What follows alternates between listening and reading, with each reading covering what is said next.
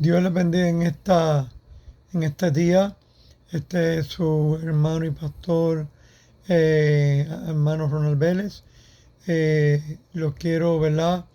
En este día hablar del tema despertando el don que está en ti. Quisiera hablar basado en 2 de Timoteo, capítulo 1, del versículo 4 en adelante. Y en este pasaje le habla el apóstol Pablo a Timoteo. ¿Quién era Timoteo? Timoteo había sido un joven que en un momento dado Pablo en sus viajes se encontró con él y empezó a caminar con Pablo en el ministerio. Pablo luego envía a Timoteo a atender problemas en la iglesia de Éfeso. Entonces, aquí pues había llegado un momento que Timoteo, al venir los conflictos, al venir los problemas, pues él se desanima. Como todo humano, a veces queremos presentarnos como superhombres en el Evangelio, pero el Evangelio no depende sino de superhombres, sino el Evangelio depende de hombres débiles en lo humano, pero que han apoyado y se han apoyado en el Señor como su fortaleza. Ningún hombre, lamentablemente, hemos tratado de crear alrededor de nosotros, nos enseñan erróneamente en el Evangelio a crear una imagen de superioridad o de, de competencia que podemos hacer todo y que no va a venir el momento de la dificultad y del desánimo. Pero no es lo que dice la palabra de Dios. Y aquí presenta que Pablo le escribe a Timoteo porque se había enterado que estaba desanimado. Y le dice que va a ir a visitarlo. Le dice en 2 de Timoteo capítulo 1 verso 4. Deseando verte al acordarme de tus lágrimas para llenarme de gozo. O sea, Pablo se iba a llenar de gozo porque iba a visitar a Timoteo en su desánimo, en su tristeza. Y Pablo se iba a alegrar de poder aportar algo, de poder levantar a Timoteo, de poder a través de la palabra y del Espíritu Santo devolverle la fuerza. Todos nosotros somos instrumentos en el Señor para ánimo, para edificación, para bendición de otros. Dios manifiesta su vida a través de nosotros y en todos nosotros ha impartido en nosotros vida y bendición para que seamos de bendición unos a otros. Entonces, Pablo quiere impartir de la vida que Dios ha puesto en Pablo, que por cierto está en Timoteo, pero volverla a reavivar en él, esa fuerza, y que él pueda reconocer lo que Dios había puesto en él. Pablo le dice, trayendo a la memoria la fe no fingida que hay en ti. Le está hablando un hombre desanimado y le dice que él recuerda, trayendo a la memoria la fe no fingida, o sea, la fe está hablando de la doctrina, ¿ve? Porque dice, la cual habitó primero en tu abuela Loida, ¿ve? Yo no le puedo dar fe a usted, la fe la da Dios, pero yo le puedo dar el conocimiento, la fe, la doctrina. En la palabra hay veces que cuando dice la fe que hemos creído se refiere al conocimiento, a la doctrina. Y hay veces que dice hablar de la fe, de tener fe, es de creer, creerle a Dios. Entonces, Timoteo había sido doctrinado en la fe, en el conocimiento de Jesús y del poder de Dios a través de, dice, por la fe no fingida, la cual primero habitó en tu abuela Loida. La abuela se la pasó a su madre Eunice, y su madre, la madre de Timoteo Eunice, dice, y estoy seguro que en ti también. Nosotros traspasamos la doctrina de Cristo. El Señor Jesús en la tierra le transmitió la fe en cuanto al conocimiento de la doctrina de los apóstoles, para que entonces tuvieran fe en la doctrina, en la enseñanza de Jesucristo genuina, pura y fiel. Y el conocimiento de la palabra nos ayuda a través del Espíritu Santo. El Espíritu Santo a través de la palabra nos hace que esa fe, que esa convicción en la enseñanza de Jesucristo, porque nuestra fe no puede estar basada. Hay gente que dice, yo tengo fe en esta medicina, o yo tengo fe en esta planta. La fe de nosotros está basada en algo específico, en la enseñanza y la doctrina de Jesucristo. Toda fe que no procede del conocimiento de lo que Cristo enseñó, la doctrina completa, porque Cristo estuvo 3 años enseñándole a los apóstoles toda la doctrina, para que su fe estuviera basada en la doctrina de Jesucristo y pudieran vivir en lo que es correcto y lo que es la voluntad del Señor. Y entonces, Timoteo había recibido un gran amplio conocimiento a través de su abuela Loida y su madre Eunice. Era un hombre preparado que Dios usó a su abuela y a su madre para entrenarlo en el conocimiento de Dios para el propósito del ministerio que tenía con él. Ahora, en este momento, está ejerciendo el ministerio, pero se había levantado la tormenta, se había levantado la persecución. Entonces, ¿qué sucede? Que entonces empezó él a titubear de lo que Dios había puesto en él. Lamentablemente es como cuando yo me convertí. Yo me convertí antes de convertirme. Yo iba a unos retiros, a una casa en Puerto Rico, en Llorén Torres, en el caserío, a la casa de un anciano ciego. Y cada vez que 2 veces fui allí, con un hermano que ya murió, hermano Veranio, que vivía en Cataño. Y allí pues nos reuníamos, orábamos, se cantaba. Cuando terminaba el servicio, yo cuando eso todavía no estaba visitando la iglesia, ya Dios me estaba tocando, ya sentía en la escuela los muchachos predicaban, sentía la presencia de Dios y ellos explicaban predicando, usted está sintiendo unas corrientes, eso es el Espíritu Santo que te está llamando a servirle. Yo me iba para el salón llorando, pero no entendía. Entonces un día hablé con el hermano Veranio, me invitó a la iglesia, empecé a la iglesia que él tenía en su casa misma. Él le prestaba al hermano Moral, un pastor, le prestaba un local que él había hecho como iglesia en su casa, ya que Dios no amerita de grandes templos ni de grandes espacios. La iglesia no se compone de grandes edificios. La iglesia somos nosotros. Donde quiera que nos reunamos se constituye iglesia. La Biblia no dice que tiene que ser en un salón con mucha pantalla o con un super púlpito. No. Donde quiera que se reúnan 2 o 3 en mi nombre, ahí estoy yo. Nos reuníamos allí con un hermano Morales, el cual era más capacitado en la palabra, como decir, tenía alas, no era el más perfecto, pero era un hombre que buscaba de Dios. Allí pues me llevaron a Llorén Torres, a una casa donde daban culto, servicio, y allí pues en ese lugar, después que terminaba el culto,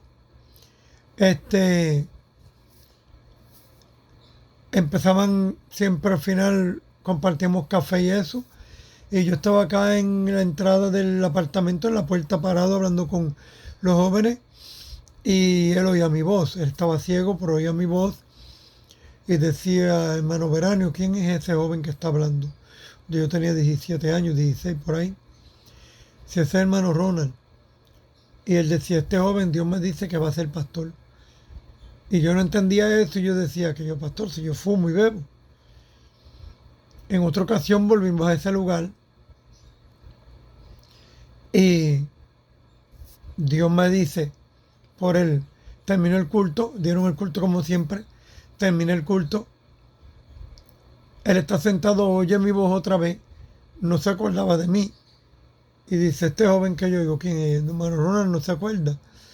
Y dice, Dios me dice que va a ser pastor, vuelve y lo dice. Cuando al tiempo, yo tuve una situación en Cataño con un vecino de mi esposa, que éramos novios en aquel tiempo. Yo tenía 17 años y ella tenía 2 años menos. Y yo ni me daba cuenta, yo creía que era un hombre, yo 17 años, ¿verdad? Y fumaba y bebía. Y en ese tiempo me habían dado un machetazo en la mano izquierda, me tuvieron que hacer 3 operaciones en diferentes años y en ese tiempo me llevan para el hospital para hacerme creo que la segunda operación después de la herida, no me acuerdo bien. Y allí en el hospital, un joven un evangelista que está en Bayamón hoy en día, creo que lo he visto en Facebook, hermano Héctor Luis Vega Nevares, tremendo siervo de Dios. Ahí vio por primera vez bien operación los dones del Espíritu más fuerte. Y yo lo veo por los pasillos caminando del hospital. Entablamos una conversación en un salón donde veíamos televisión de noche en el hospital, en casa de salud, en centro médico. Yo estaba hospitalizado para operarme la mano. Él estaba hospitalizado porque tenía un problema con piedra en los riñones. Y Dios lo usaba tremendamente en los dones. Y empezamos a hablar y él me dice, yo soy evangelista misionero. Y empezó a contar mi experiencia. Yo en esos días estaba planeando, entrenando, practicando artes marciales en los pasillos del hospital, porque pensaba cuando saliera del hospital había tenido una pelea con un vecino de mi esposa y había decidido que quería matarlo. Y en aquel momento, pues estoy practicando con los nunchucks, unos palos de artes marciales, entrenando en el pasillo. Él me mira y entonces él decidió hablarme. Y me empezó a hablar que él también había practicado artes marciales y por empezó entramos el tema, me interesé. Pero entonces me dice el llamado de él, como Dios lo llamó al ministerio. Muchas veces se vio al borde de la muerte. Y cuando me predicó, me dijo, ¿quieres aceptar a Cristo? Vamos al cuarto oral, me dijo un día. Y yo, vamos. Me dijo, oramos al lado de su cama, él sentado en la cama, yo arrodillado. Y me dice, abre la Biblia donde te salga. Yo sé que muchos no creen en esto, no es muy práctico, pero Dios obra por senderos misteriosos. Y abro la Biblia y me sale en Isaías 44 final y 45. Él me dice, dame la Biblia. Y le señalé donde yo abrí y decía, Ciro es mi pastor y yo lo he llamado y lo he escogido. Ciro era un hombre pagano, era el rey de Persia. Y dice, Ciro es mi pastor, búsquelo bien. Y al fin, los últimos versículos de Isaías 44. Ciro es mi pastor y yo lo he escogido. Qué misterio. Y entonces me dice, ¿tú sabes qué Dios me dice? Que tú vas a ser pastor. Me repite lo que me decía el ciego. Y ahí yo entendí que era verdad. Y me dice, Dios dice que te abrirá puertas y Dios hará que vengan naciones delante de ti y que te reconozcan como un siervo de Dios. Y me dijo, y seguimos leyendo, y en Isaías 45 decía, dirá el vaso de barro a su hacedor, ¿por qué me hiciste?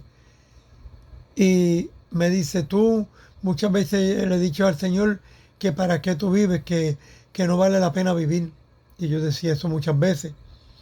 Y en aquellos tiempos que él me habló, cuando yo decidí ir a matar al vecino de mi esposa que había peleado con él, yo dije, lo voy a matar y me voy a entrar a tiro con la policía para que me maten. Yo dije, yo no voy a ir preso. Y entonces, pues, ¿qué sucede? Que él me dijo, ¿quieres aceptar a Cristo? Y el diablo me decía, no, primero ve y mata a Macho, un hombre que yo había peleado en Guanamato. Vete, mata a Macho y después te convierte. Y entonces, otra vez me dijo, ¿y si te matan a ti? Y en ese momento me acepté a Cristo. ¿Y qué sucede? Que en el Señor, un día el pastor de él fue a visitarlo, hermano, creo que Vitín Jiménez se llamaba. Y cuando yo voy caminando hacia él, que vengo de mi cuarto, del hospital, casa de salud, salimos afuera hacia el pasillo de centro médico. Cuando voy llegando donde el pastor de él, Vitín Jiménez, el pastor me dice, yo te vi porte de pastor a ti. Y después Don Luis Vega salió del hospital y yo seguí haciendo el trabajo del Señor, empecé a repartir tratados. Empecé a la iglesia pentecostal en mi barrio Vietnam, y allí llega un hermano Víctor, uno de Cataño, un profeta de Dios. En aquel tiempo, estoy hablando de 1974, y entra a la iglesia, me llama al frente y me dice, le dice hermano Julio de Jesús, que era mi pastor en aquel tiempo, hermana Nelly de Jesús, mis pastores, y les dice, preparen a este joven, mándole a estudiar la palabra que va a ser pastor. Vuelve y me lo repite. Pero ¿qué sucede? Que vinieron ataques del enemigo, empecé a estudiar la palabra, a meterme en la palabra, a llenarme de la palabra, a orar, a ayunar. Y empezó el Espíritu Santo a enseñarme la palabra y yo sentía algo en mi mente, que venían los versículos y me los explicaba en mi mente. Y yo decía, ¿qué es esto? En la escuela bíblica me paraba y decían algo en la escuela bíblica y el Espíritu Santo me decía, eso no es así, y me llevaba a los versículos, porque mira, en 1 Corintios capítulo 15, 10 dice esto, porque en Mateo, esto es un ejemplo estoy dando, me traía versículos, Mateo capítulo 5, versículo tal dice esto, y el Espíritu Santo empezaba a compaginarme los versículos en mi mente, y cuando eso yo no sabía ni hermenéutica, ni homilética, todavía nada de esos conceptos. El Espíritu Santo me enseñó hermenéutica y me iba llevando a los versículos que concordaban unos con otros y a interpretarme la palabra. Y versículos que hasta yo había leído y no entendía, empezaron en mi mente a entrelazarse unos con otros, y yo asustado porque entonces el ayudante del pastor se levantó en contra mía. Porque en la iglesia el enemigo puede usar a cualquiera. Le voy a dar este testimonio para que usted tenga cuidado y se cuide. No importa lo negativo de quien venga, usted no lo acepte, porque puede venir lo negativo hasta del púlpito.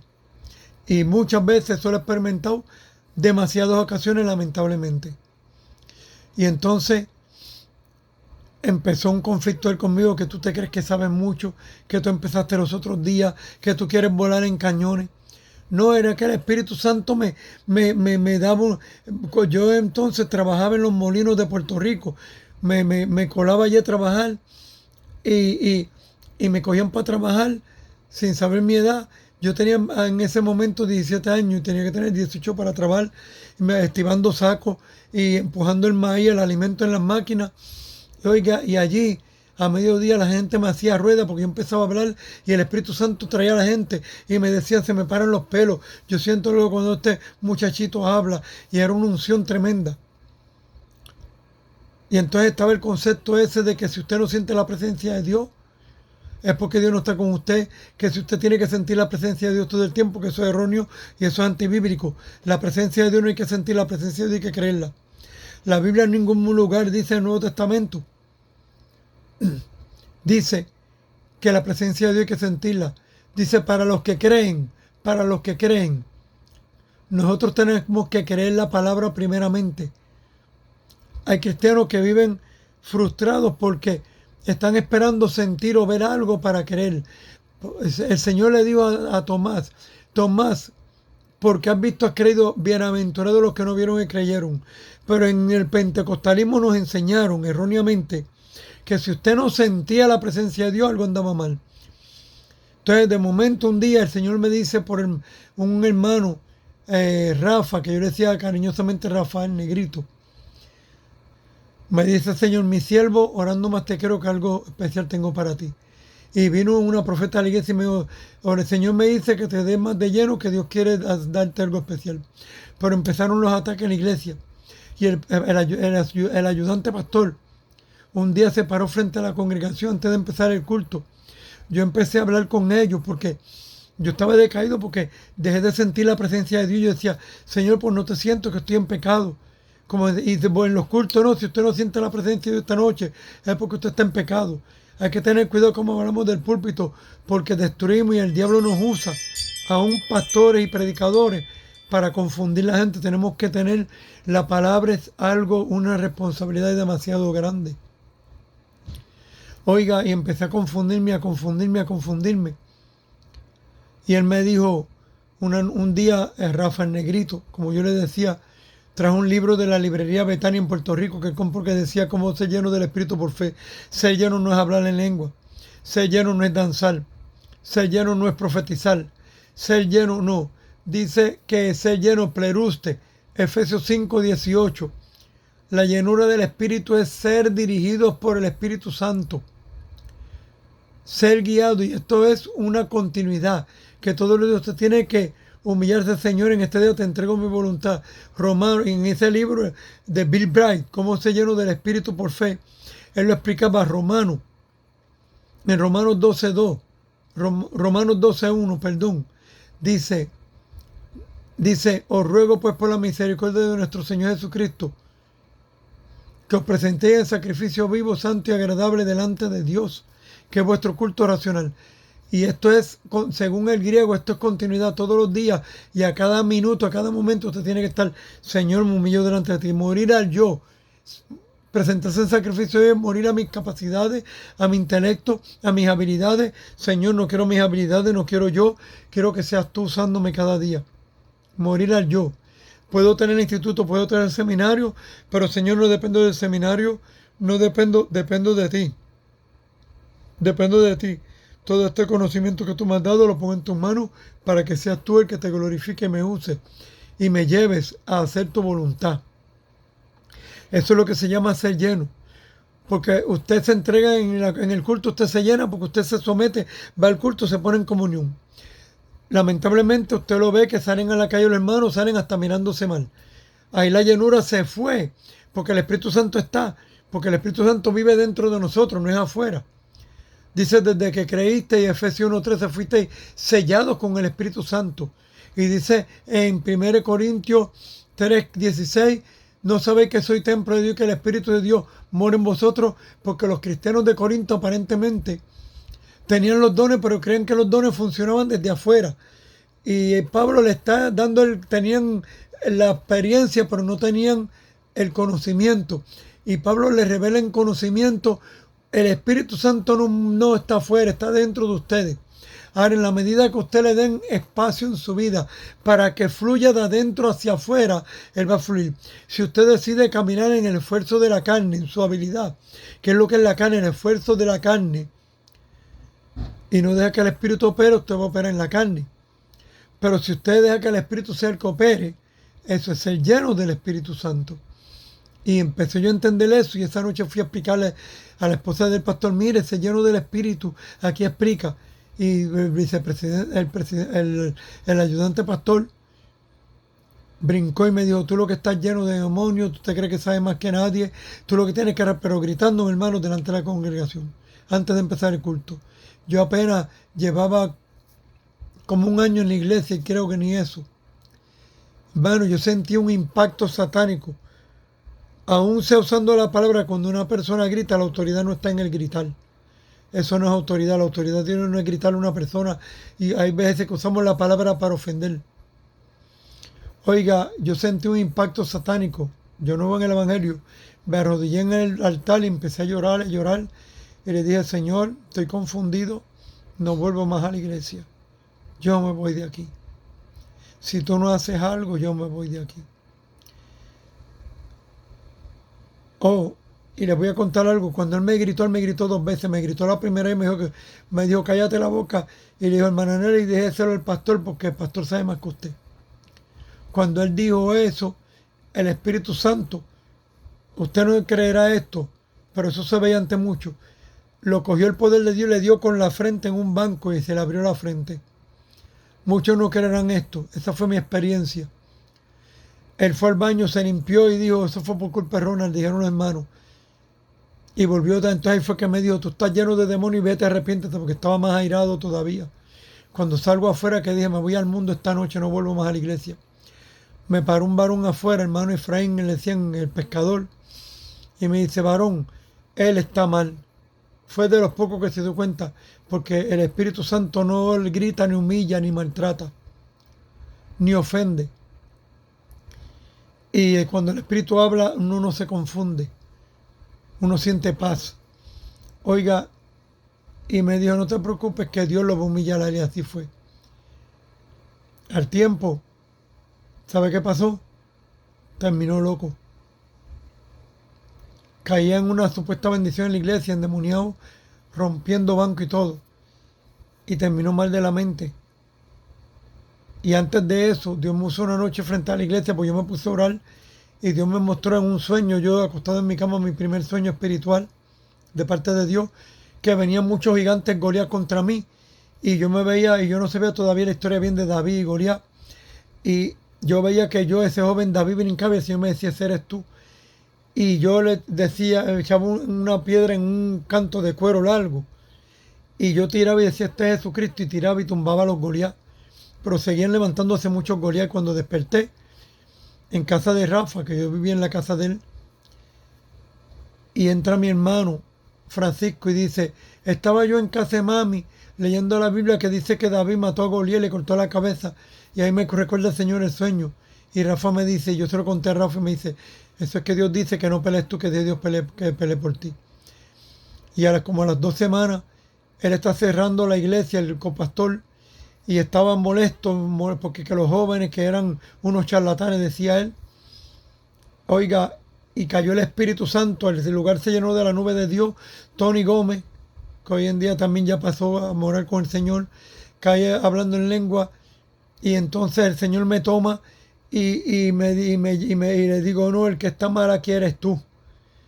Porque la Biblia dice en Gálatas 6.1, yo nuevo en el Evangelio, hermano, Gálatas 6.1, que hermanos míos, ruego a vosotros que sois espirituales. Pablo le está hablando a gente como diciéndole, si son tan espirituales, cuando un hermano cae en una falta, dice restaurarle con espíritu de mansedumbre, considerándote a ti mismo. O sea, aquí no hay superhombres. Sea pastor, sea evangelista, todos tenemos lucha y todos en algún momento podemos fallar y caer. Pero estamos por eso en la iglesia, para restaurar. Y el Señor me hizo decirle, tú tienes que restaurar con espíritu de mansedumbre, considerándote a ti mismo. Él mismo cayó hablando en lengua y le dije, tú estás mal porque Dios no habla así, Dios no habla con ira, no habla con enojo. Y él me dijo, si me hubieran hablado a mí antes como tú me estás hablando hoy, pero no era yo, era el Señor. Y él se disculpó. Pero oiga, así le pasó a Timoteo. Pero yo seguí decayendo porque empezaron a pasar cosas en la iglesia.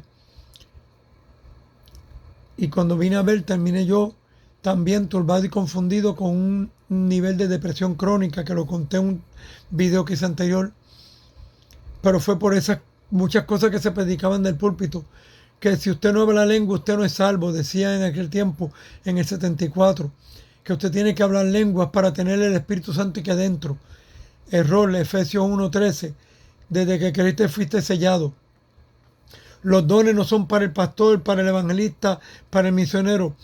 La iglesia, 1 Corintios 12, dice que en la iglesia, a todo el mundo, desde pastor, misionero, a toda la iglesia, dice que los dones son para toda la iglesia. Entonces, Timoteo había olvidado el don que estaba en él. ¿Ah? Y Pablo le dice, aviva el don que está en ti, que te fue dado por la imposición de mis manos. Pero desde que nosotros nos convertimos, el Espíritu Santo viene a nosotros. Y nosotros tenemos que permitir, que creer en el don y decir, Señor, ¿cuál es mi don?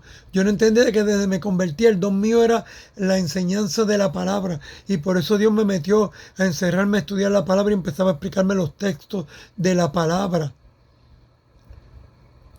Para que porque quería que yo me capacitara, y después con los años entendí, porque el Señor me dijo, cuando me sanó de la mente, me dijo, mi siervo, tú sabes que esa sabiduría te la di yo, tú no la tenías, y te la di para que edifique y levante a aquellos desanimados en mi pueblo. El Señor me dijo, porque hay muchos lastimados en mi pueblo y quiero que los levante y los ayude. Por eso métete más en mi palabra, porque más sabiduría te voy a dar. Y no es que lo sé todo. Sabiduría es la capacidad de entender y comprender la palabra. Pero Dios me siguió, métete en mi palabra. Métete en mi palabra porque te voy a enseñar. Y Dios le había dado a Timoteo un don, pero él había dejado que como me pasó a mí. Porque en la iglesia habían ancianos, no había un solo anciano. Mire, nunca en la iglesia había un solo pastor. Si usted busca el Nuevo Testamento y busca en Google, que hay estudios de más. La iglesia funcionaba a base de, por eso dice a los ancianos que están en la iglesia. A los ancianos eran los líderes. Para que entre todos dialogaran la doctrina y no cayeran en error. Cuando la iglesia se reunía, no específicamente los ancianos imponían su criterio, sino que entre todos discutían la palabra, como si usted va a Hechos 15, que se reunió el concilio de Jerusalén, Pedro y Pablo, para discutir lo que había sucedido con los gentiles en casa de Cornelio. Entre todos se reunían todos los ancianos. En cada iglesia habían ancianos, los cuales dilucidaban la palabra para entonces llegar a una conclusión lógica, y oraban y dice, nosotros junto con el Espíritu Santo hemos llegado a esta conclusión.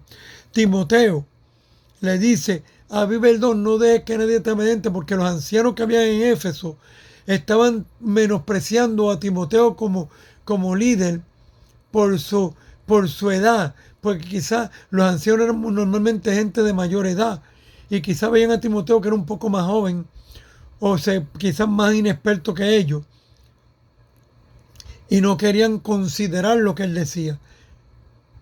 Y él le dice, no, aviva el don que está en ti, llévalo a cabo. Si no te quieren creer, tú predica, enseña, corrige lo que hay que corregir, porque le había mandado a Timoteo, porque los ancianos mismos de Éfeso no estaban cumpliendo la enseñanza como era, y él manda a Timoteo a explicarle a los ancianos, a los líderes de Éfeso, y que él lo mandó como líder, pero entonces se tuvo que enfrentar a los que ya estaban como líderes allí para corregir la doctrina que no estaban enseñando. Porque la Biblia dice que los ancianos pueden ser corregidos. Nadie aquí es el Papa de Roma, ni es el vicario, ni es el infalible, como quiere, que es un concepto que metimos de la Iglesia Católica en la Iglesia Evangélica. Conceptos de vicario, de superior, de que el más que sabe, que nadie lo puede corregir. Dice la misma Biblia, Pablo lo dijo, que cuando un anciano falla, llámelo entre 2 o 3 testigos. Porque aquí no hay nadie superior. Todos honramos el ministerio de cada uno, sea maestro, pero cuando hay algo que no está, como Pablo a Pedro, Pablo tuvo que corregir a Pedro y decirle, Pedro, no me importa que tú fuiste el primer llamado, eres apóstol, pero tú estás mal. Y él le dice a Timoteo, aunque hay unos ancianos ahí que no respetan tu llamado, pero reconoce quién te envió, que no fui yo, fue el Señor que te envió allí, para que corrigiese lo que estaba incorrecto desde los ancianos hasta el miembro más pequeño de esa congregación. Y Timoteo tuvo que reconocer. Si no lo quieren reconocer, a mí muchas veces en mi pueblo en Cataño, pastores se levantaron contra mí, me trataron de falso profeta. Le decían hermanos que tuvieran cuidado conmigo. Muchos se levantaron aquí en Homestead sin saber mi historia, que si él no tiene llamado. Hermano, usted no tiene que demostrar el llamado a nadie. Usted tiene que reconocer su llamado y ejercerlo. Porque todos estamos llamados a algo. Llévelo a cabo sin buscar. Dios va a demostrar siempre que usted haga las cosas correctas en la doctrina. Y una cosa importante, seamos enseñables. Cuando alguien nos quiere corregir, como Pablo tuvo que corregir a Pedro, la Biblia no dice que Pedro discutió con él. Pedro aceptó la enseñanza. No dijo, no, pero yo soy primero que tú, y yo andé con Cristo y a mí tú no me puedes enseñar, como hacen muchos. Seamos humildes, seamos enseñables, porque todos tratamos de que siempre hay que aprender algo. Que Dios les bendiga.